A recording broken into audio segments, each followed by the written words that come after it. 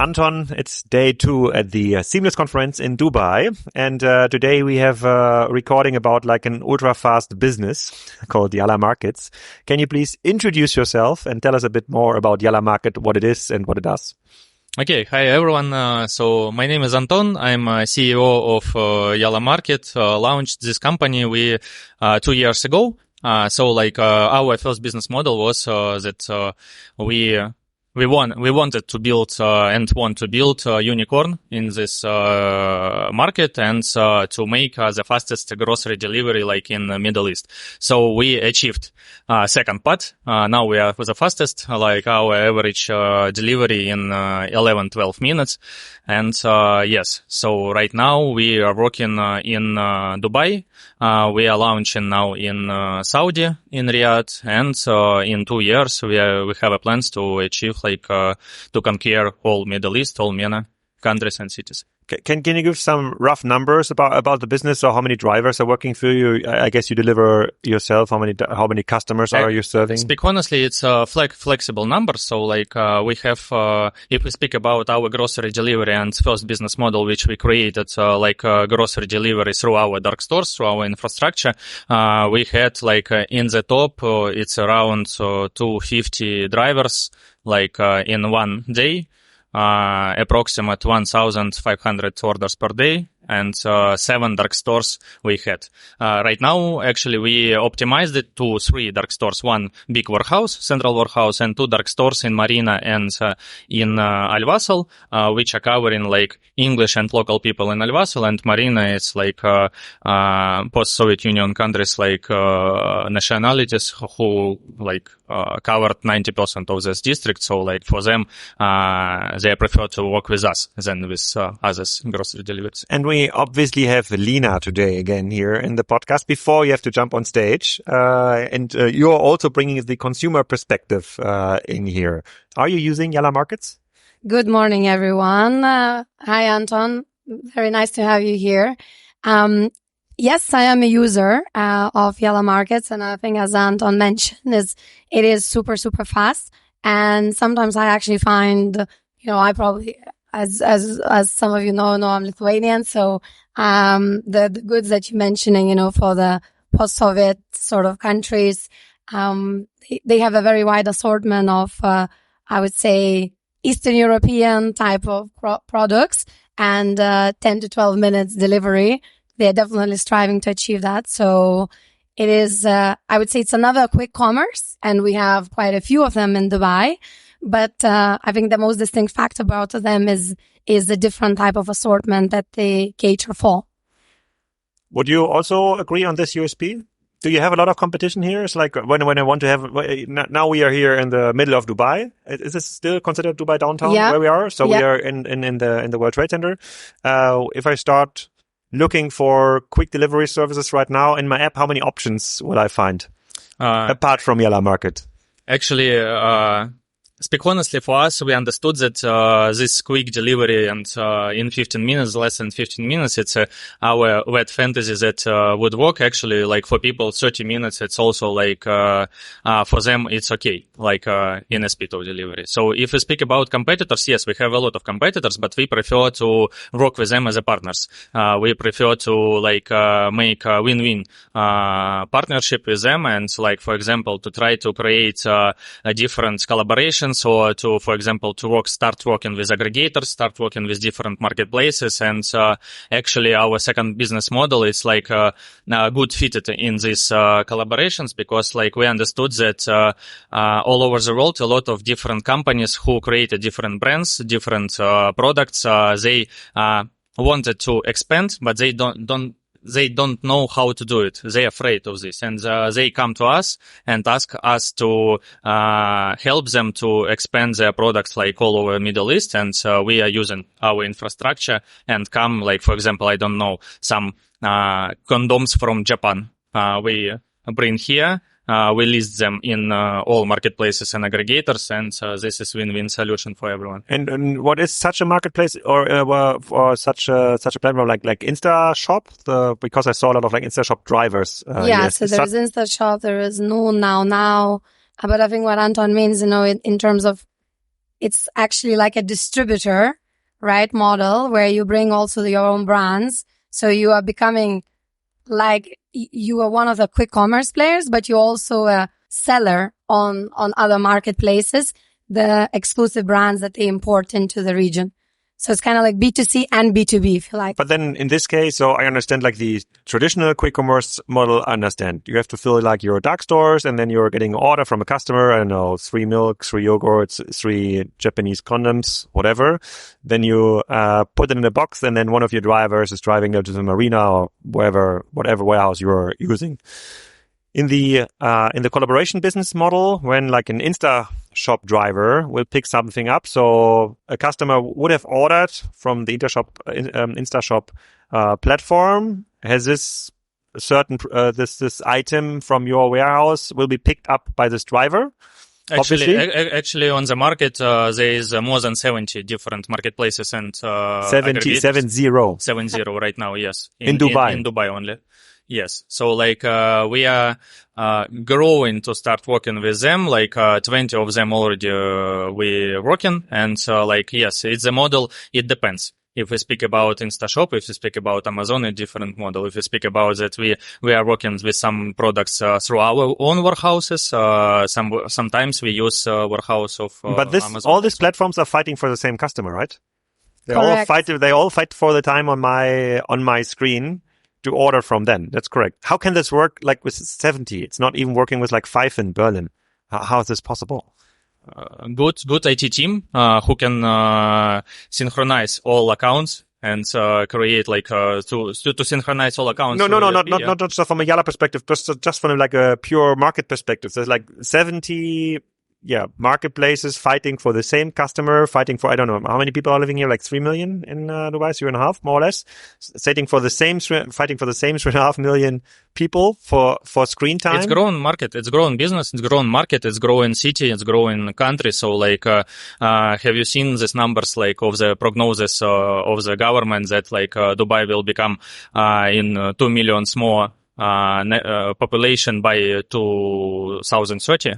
So like, maybe just for everyone, for every company, like for every aggregator, there will be enough, potential. Yes. Enough clients. Oh, okay. Just maybe to add, so yes, it's super competitive. So what that enables is when we say 70, the majority of them are very specialized, right? So each and every single of them have a different USP. So they are not all like gorillas in the Western world, right? So some of them will be delivering only Dubai Marina area. Some of them will be only operating in the Palm Jumeirah. Some of them will be only operating this like World Trade Center sort of area. So you kind of have like a quick commerce player nearly in every single part of Dubai. So that's why the quantity is so big. When you talk about consumer, so like I maybe use 3 or 4 maximum, right? And then even like the question could be, why are you even using 3 or 4? First of all is actually the choice of products. So some of them are leading in fresh grocery. Others are very good in sort of, FMCG products. Others always have the most competitive pricing. So if you're looking for a brand like Ariel, I don't know, like I have 2 kids, Pampers, diapers and all. It's the same Pampers diaper, right? They're all taking from the same distributor. So, but some of them have just better pricing.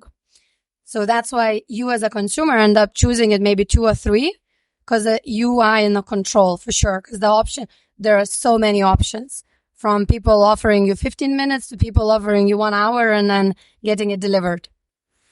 They also, different aggregators and marketplaces. For example, like for fashion, they're focusing on fashion, on clothes. Someone focusing on electronics only. Someone focusing on different categories. So like they are not like in how it called in general way aggregators for everyone for everything. But how though one of the arguments we've heard 2 days ago from Carrefour or yesterday from Panda is that this model is going to be very hard to scale to profitability because you need so many orders on a dark store basis, and you have like always the cost involved. You have to set up the dark store, fill the dark store, have the driver, the IT system. And even for them, it's not so easy to make money on the scheduled delivery next day. Needless to say that it's harder to make money on like the 60-minute delivery. I try to remember what our Panda podcast guest said yesterday. Is that I think their estimation is you would need 5,000 orders a day on a dark store to turn it into profitability. Would you agree or disagree?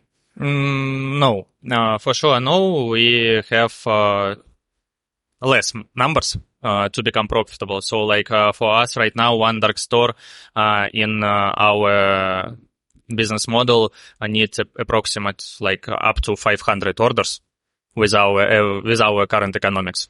So okay. like unit economics. So like up to 500 orders at dark stores become profitable. How many items is like the average basket usually containing for a customer for order? 7 to 10, but like our customers order croissant, coffee, iPhone, and something for, I don't know, for breakfast in one order. Okay. And do you have like peak times during the day? Like, is it the evening? Is it the parties? Is it the lunchtime? Evening and breakfast is like peak times. And how do you manage then the driver capacity? Because if you have like peak times, then usually you have like during the lower times a lot of drivers waiting, and usually not enough drivers during the peak time. How do you manage this inventory? Very easy. So like for us, fleet divided onto how it called in morning schedule and evening schedule. So like, and part of the fleet, they are working by hours. So like we are working with different agency. We are not hiring on ourselves. Like 90% of fleet is hiring through agency, and we are hiring them by hours, and they are covering these peak times. 2 or 3 extra riders come and just covering all our depends. Do you see other providers, other quick commerce providers from other countries entering Dubai, or is it all like Dubai started quick commerce businesses?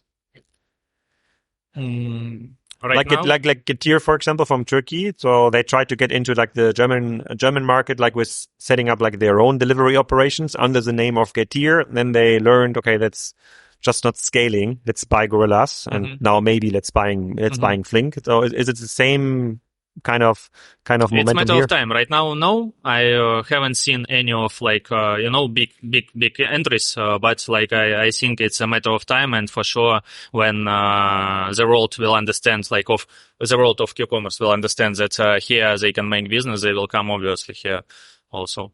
Right, Talabat, right, Deliveroo, right, Delivery Hero.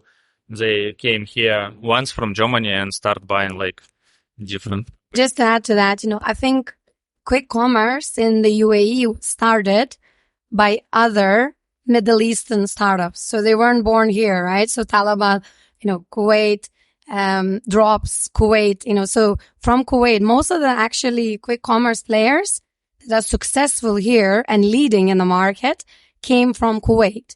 Kuwait, if you remember our past podcast of Ahmed, it's a perfect market to test.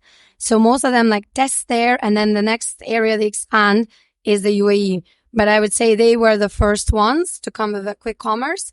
And now, like everything we see, it's mainly like UAE born startups. But I agree with you, Anton. There is no like gorillas or anyone trying to enter from the Western world into the Middle East. It's either they were born in Middle East, just different country, like GCC startup, or actually from the UAE. Then one other path of expansion for the European Q-commerce startups was to say, okay, we have this delivery fleet now. There's no other quick commerce or quick delivery fleets. Let's leverage this fleet for other business models, like for pharmacies, for example. So people can start like ordering their pharmacy delivery, and a quick commerce service would deliver it. Totally makes sense from my point of view, because like just for a pharmacy chain to build up all this like inventory, drivers, software, hard to do, hard to scale. Here in Dubai or like in other countries like in Vietnam, you have like this kind of super apps. Here you have Careem. In Vietnam, you have Grab. In Indonesia, you have Gojek. Is this an expansion path you're looking into, like doing this service, like just the infrastructure from a logistics perspective for other retail partners? Yes, actually what we are doing right now, our main business model, it's like called Yalla Hub. That I already started to explain that like we help to different brands all over the world to expand their business like all over the world. It's not only connected to Middle East, it's like connected to all the world right now. We are hiring different agents in China, in Asia, in Europe also, like, and we will start conquer their market. So like if we speak about pharmacy right now, we have a project that we are start working with a license. We are start working with a biggest pharmacy distributor here. So we will help to him to become digital. So like we called ourselves as a digital distributor. For pharmacy and expanding of different categories. But what is it exactly? I don't understand. So it's more than just like providing drivers for the pharmacy, right? It's providing the full infrastructure. You don't need to open company here. You don't need to get license. You don't need bank accounts. You don't need to come here. You just arrange. We are arranging logistic international. We are arranging here full infrastructure for brands. Our fleet, like we take all dirty job of operations to make business for different owners of brands, and we believe that brand owner must focus on the like developing his product, but we will make business here like. So I can add, Alex, to exactly your question is, Yalla Market is trying to become like entry. So like go-to-market strategy is driven by them into this region. They don't have a fleet. So they don't have like their own drivers. So to your European point, they cannot sublease the drivers to other entities here. So that's not the service they can offer. But that's what I understood. Because they don't have you have own drivers. You have not own drivers. No. We have some like for 15 minutes delivery for local hyper local delivery. We have our own drivers. We have our own electric bicycles and etc. For 30 minutes zones and 60 minute zones, we have like agencies with third party. Yeah. So like where gorillas or anyone, the majority of the investment would go into the drivers and completely fleet is owned by them. Here the guys are kind of having hybrid model. So therefore to kind of lease those drivers is also not an option because they haven't scaled their own yet. Okay, but then let's stick with the Yalla Hub model for a second. So can you give a more specific example? Let's not go into the pharmacy world, maybe like a different, I'm a fashion brand, maybe expanding into Dubai or Middle East, then I should work with Yalla Hub? Yes, fashion also like we are working with, so it's a little bit more difficult business model because you need to take on these clothes to try and a lot of different operations. Difficulties there, but we are working on this also. We already brought from Oman one girl who is manufacturing different clothes for women like hats, like kanduras and all this stuff. So for from Eastern Europe also we were bringing different grocery, famous well-known brands of grocery like healthy food and etc. which we help to expand here and different cosmetics. Cosmetics is one of the top. So then you're moving away a bit from the competition for the attention on the screen into more like a service B2B business. Is this correct? D2C. It's speak honestly, direct to customer. But would you control then the customer relation for let's take the fashion brand from Oman? You said, okay, let's take the Oman fashion brand. So, what is exactly the service you're offering? You offer them, okay, please give us this container of clothes and we take care that it finds its customers. We do marketing for you and logistics. We will take care about where to keep it. We will take care where to sell it. We will take care how to speak with customers. We will take care about marketing. We will take care about feedbacks, and we will take care about full analytics of sales, even nationalities who bought your products. And how do you find the customers for those products? Through working collaborations with different aggregators and marketplaces. Okay. We have accounts like all over. But those aggregators, they own the customer access. That's actually where Lina would log in and buy the product. And nobody in this kind of chain shows Yalla Market as the provider, right? You just see the product and yes. For us, it doesn't matter how to name account. Somewhere we named Yalla Market, somewhere we named Yalla Hub, somewhere we named like even, I don't know, Yum Foods. And so like... So you're becoming kind of a 360-degree service agency. Yes. When we started, because we started as a Yalla Market, as a classic e-commerce business, like with our own dark stores, to work with different distributors, to work with different manufacturers, like in Dubai, to create grocery delivery. Yes. And we understood that like 90% of them expats who came with products from their country and try to make business here. And we understood that we can help them to make it faster and to make it not only B2B, but D2C. It's like direct to customer. Okay. And what would be the alternative for such a brand in Oman? It would be she would have to find like distributors here or retail chains taking on her merchandise, right? Competitors now we don't have, because like with our scope of offers, of what we are doing to our customers. So we don't have competitors right now. So the closest to, I would say, I agree. You don't have a competitor, but I think the closest you have is like Amazon fulfillment, right? So when you ship into the Amazon warehouses and they're in charge of pretty much selling your products in the country. But what Amazon requires is product has to be registered in the country. And I think that's what Anton mentions, is that for small brands, right? So I always have Lina.com sort of example. If I have these jackets and I want to sell the jacket, for me to understand how the Middle East works in terms of product registration, the VAT, the legal side of operating the entity here is very complex. So whenever you are as a small business trying to scale and think which country should I sell it on, most of them end up working with distributors, because distributor takes the pain of that. It's not that I cannot do it myself. It's just that I cannot do it at this moment in time, while I'm also trying to build a small business. So I think what Anton is trying to provide is that being that digital distributor, someone who will take the distribution sort of pain away from the smaller brands globally that want to enter the Middle East region. And when you're talking about expansion into other markets here like Riyadh, you're talking about expanding the Yalla Hub model or the ultra fast delivery Yalla Market model? It's the same. We are expanding ultra fast Yalla Hub model in Riyadh. So we know how to do ultra fast delivery. We have different partners in Riyadh. We teach them how to do this ultra fast delivery. We teach them how to keep products in the good way. And the model to find different products all over the world with the same like in Dubai.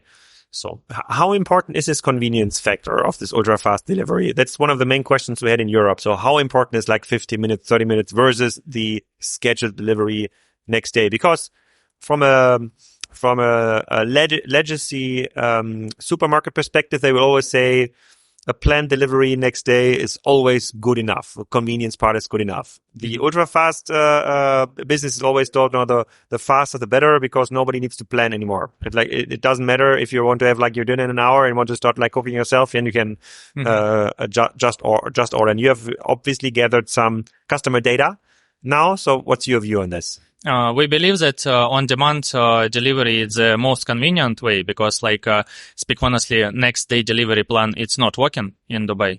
If you buy somewhere in marketplaces, in any marketplace on next day delivery, you will never receive in the minute by minute when you plan to receive it. For example, they will deliver in the morning or in the evening. Lina told me you're a next day delivery customer, right? So maybe let me elaborate a bit on more. I think in Dubai, because we have all the nationalities possible living here, right? And every single nationality comes with their own expectations. So in the countries like Germany, UK, mainly European countries, we are quite used to doing things ourselves, right? So even the next day, it's convenient for us, because we are used to where we're coming from. We're used to planning it, ordering, and we're used to traditional supermarket model. if you look at Dubai and UAE in general, even before we entered e-commerce era, here you always had a shopkeeper's phone number, right?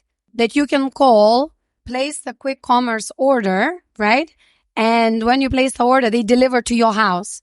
Instead of ordering through the app, you were able to order it through, just through the phone number.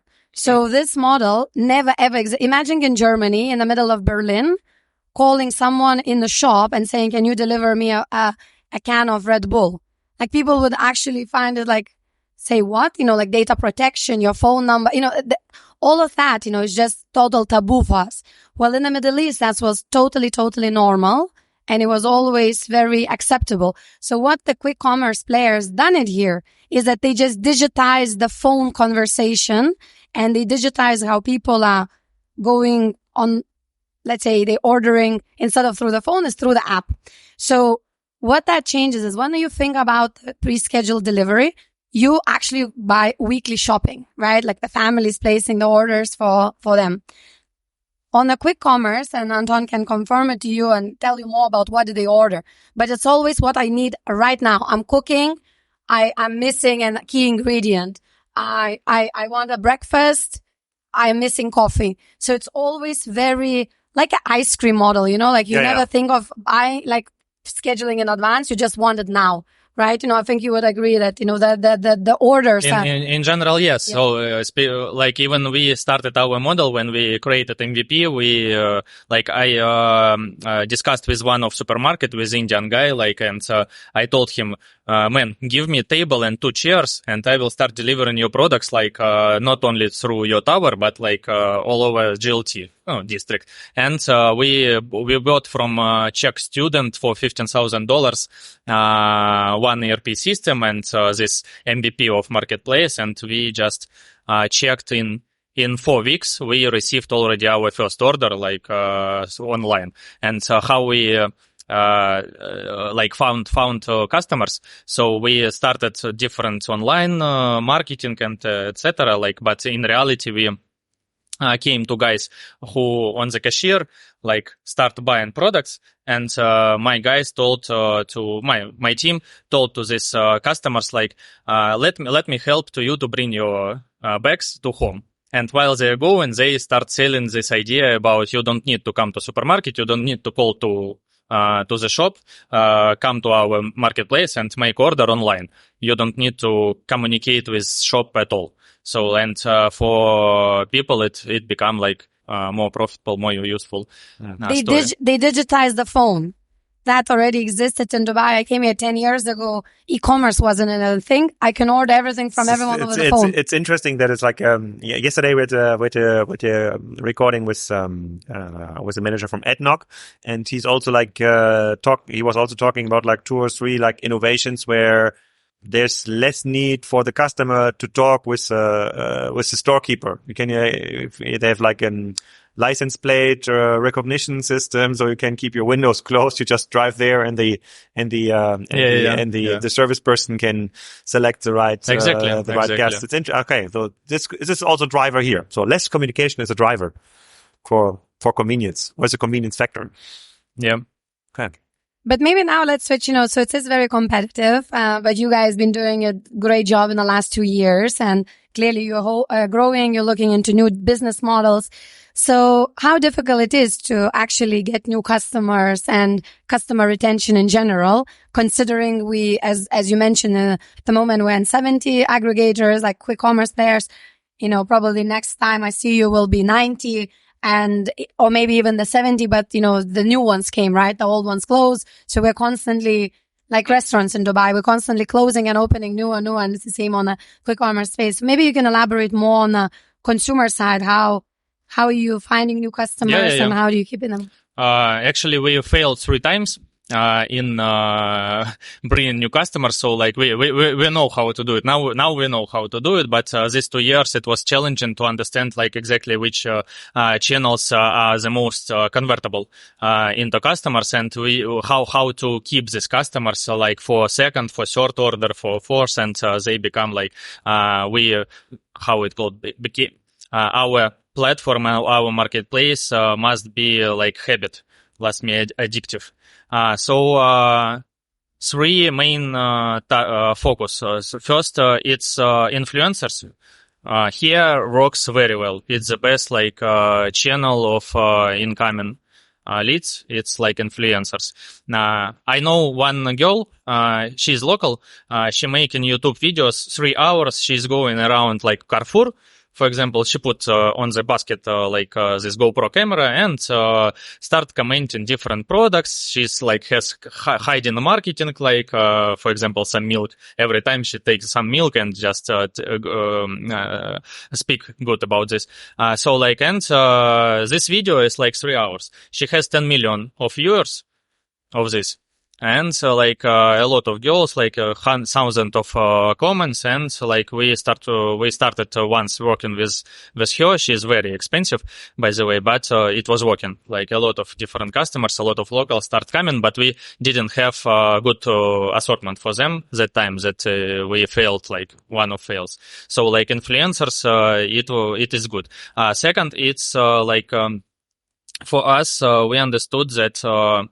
How to work with organic, like we need to focus on different nationalities, like better to focus on 1, 2, 3 maximum nationalities to cover like assortment for them and to be sure that we covering like majority of different scenarios. We are focusing work with assortment like based on scenarios. For example, you have breakfast. What Indian usually eat on breakfast? We just need to cover like 100% of products, like to even we create breakfast for Indian like category, like button on the in our application. So it starts working for attention. And for attention also working is for we covering different scenarios, like you mentioned about ice cream, about small orders. Right now we have approximate 150 dirham. It's our average order value for grocery delivery. It's a very big number. It's like you come to supermarket like downstairs and buy for breakfast and for dinner like products. How we achieve it? We start adding different. For example, like we bake croissants and bread by ourselves. We make coffee by ourselves. Also, we have coffee machines, we have baristas, and we just covering different scenarios. We start covering different scenarios in electronics. For example, we added iPhones, and we start receiving orders from iPhones. People must have ability to spend their money, and usually aggregators don't give them this ability, opportunity to spend money. We added black caviar, and we have one of the best retention on black caviar. We have small 50 gram black caviar. It costs... How much is it? Approximately 300 dirham. And 500 gram black caviar. It costs 1,500, something like this. And we have people usually come, buy small. In 3 days, they come back and buy big. So we very have this. Nice. Very good. So yes, and third part is the more scenarios, the more categories you covering. That's people must. We have different different needs through the day. I don't know. In the morning, I want a coffee. I wanna make breakfast. In the lunch, I wanted to buy sandwich. I wanted to buy salad. Some Greek salad. In the dinner, I wanted to buy some sausages or barbecue or different meats, and to cover dinner for family. Maybe some girl in Palm wake up in the villa and I want a new iPhone. Okay, here is new iPhone. And so that's how we are working with these scenarios, and more scenarios we're covering, more times people start thinking about Yalla Market, we can buy there. Yalla Market, we can buy there. And that's how it works. But what I hear in that is that all these decisions that you make is based on a lot of data and data analysis. So maybe you can elaborate a bit more on the importance of data for Yalla Markets, and what learnings do you have here in terms of capturing the data, retaining it, using it, analyzing it? Because a lot of the big retailers are struggling even from the technology point of view and also from the talent standpoint of view when it comes to analyzing the data to come to these decisions. As you say that for breakfast, they eat A, B, C, D. No, so Actually, we all decisions trying to make based on numbers.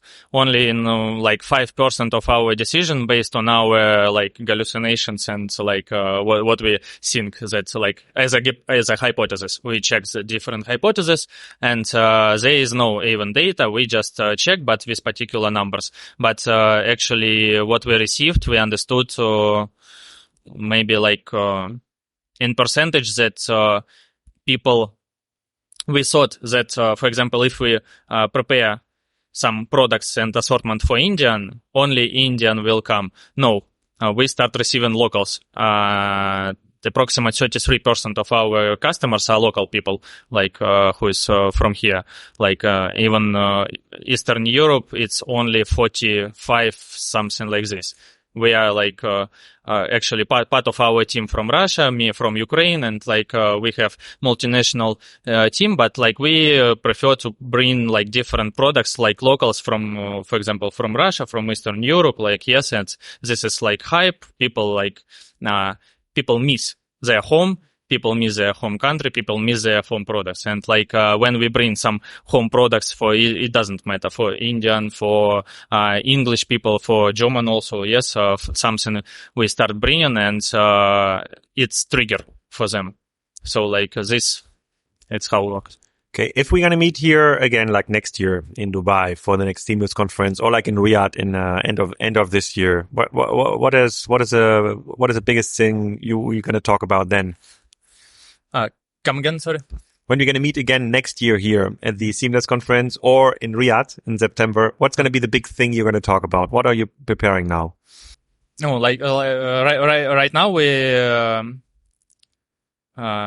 preparing one interesting model. I unfortunately can't speak about this right now, but like Leo, I hope till September will tell about this. And if we speak about like expanding, so yes, we will speak about like how we start working in different markets, not only in Middle East, not only in Dubai, and how it was working to connect different countries, different brands, like, and keeping and managing this business, for example, from Dubai, but to start selling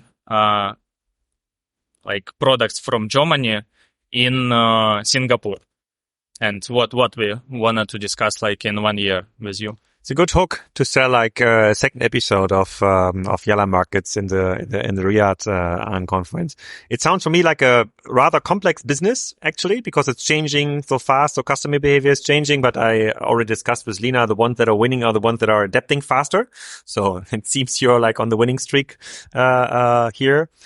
Very also interesting to hear, what your numbers are, which you need actually to turn a dark store like into profitable business. Obviously, we need to follow up with Panda and Carrefour, or they may calculate with the wrong numbers here. So, Anton, thank you for your time, and also Lina, thank you for all the insights and your consumer perspective here.